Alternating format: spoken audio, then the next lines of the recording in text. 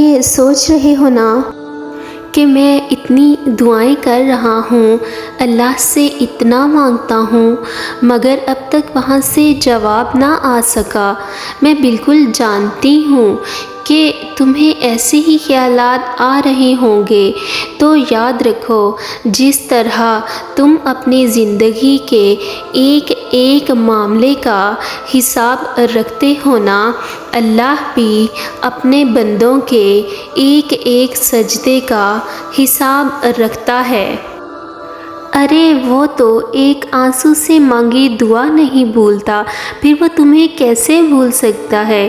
کیا تم جانتے ہو کہ یہ مشکلات اور تکلیفیں زندگی میں آخر آتی ہی کیوں ہیں؟ سنو، یہ جو دکھ ہوتا ہے نا، یہ اس کے پیچھے ریزنز ہوتی ہیں، اور ہم معصوم انسان کہاں جان پاتے ہیں۔ یاد رکھو کہ ایسا دنیا میں کوئی انسان نہیں گزرا جس پر مشکلات نہ آئی ہوں۔ مشکلات اصل میں دکھوں کا آ جانا اللہ کی طرف سے ایک ٹیسٹ ہوتا ہے ہمارا۔ جان لو کہ یہاں کچھ بھی اچانک نہیں ہو رہا، اس کائنات میں پتہ تک اس کی مرضی کے بغیر نہیں ہلتا۔ در حقیقت جو بھی ہوتا ہے وہ اللہ کے علم میں پہلے سے ہوتا ہے، اور اللہ قرآن پاک میں ان دکھی دلوں سے فرما رہا ہے کہ تمہیں یہ مشکل تو نظر آئے گی، لیکن یہ آسانی سے جڑی ہوئی ہے، تاکہ تم افسوس نہ کرو ان چیزوں کا جو تم سے چھوٹ جاتی ہیں یا چھین جاتی ہیں۔ کوئی موقع تھا جو ہاتھ سے نکل گیا، کوئی دولت تھی جو ہاتھ سے نکل گئی، کوئی تمہاری من پسند چیز تھی جس کو تم بہت ضروری سمجھتے تھے، وہ ہاتھ سے نکل گئی۔ سنو، میرا اللہ قرآن پاک میں خود تم سے فرما رہا ہے کہ جو چیز تمہارے ہاتھ سے نکل جائے اس پر ہرگز غم نہ کرو، کیونکہ اگر تم افسوس کرو گے تو اس کا مطلب یہ ہے کہ تمہیں اللہ پر یقین ہی نہیں۔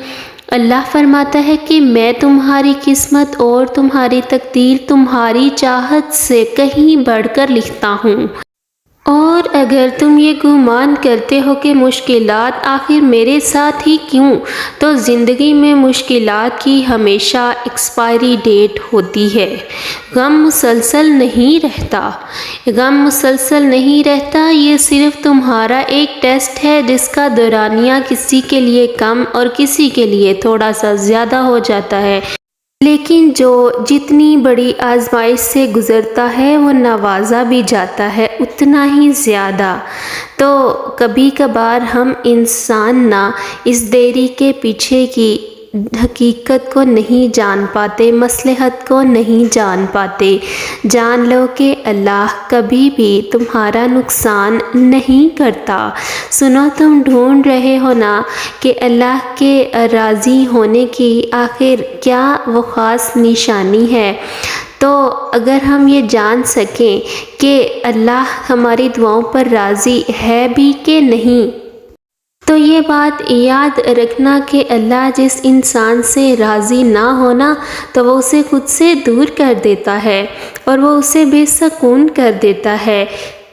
جان لو کہ اللہ اس انسان کی پکار اتنی زیادہ پیاری رکھتا ہے جو اسے آنسوؤں سے یاد کرتا ہے۔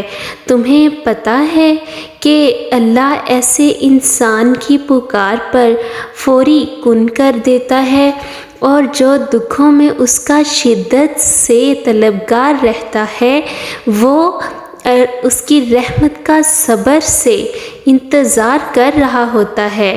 تو نبی کریم صلی اللہ علیہ وآلہ وسلم نے فرمایا، جب بندہ کہتا ہے یا رب، تو اللہ فرماتا ہے لبیک، مانگ تجھے عطا کیا جائے گا۔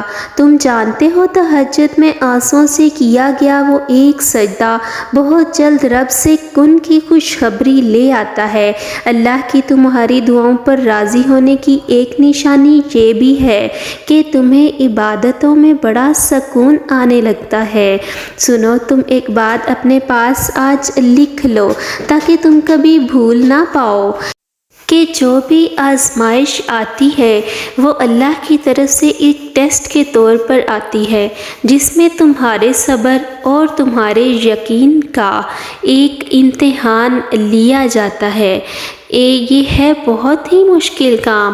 بہت سے لوگ پینک ہو جاتے ہیں، پریشان ہو جاتے ہیں، لیکن یہ بات جان لو کہ اس امتحان کو جتنا اچھے سے پاس کرو گے اتنے ہی انعامات سے نوازے جاؤ گے۔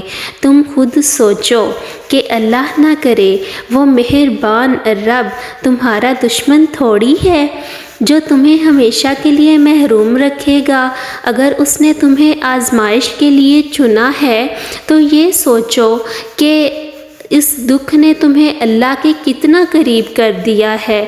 تم جانتے ہو کہ اللہ کی قربت ایک خالص ایسی طاقت ہے جو صرف تمہیں دنیا میں ہی نہیں نوازتی بلکہ تمہاری آخرت بھی سنوار کے جاتی ہے۔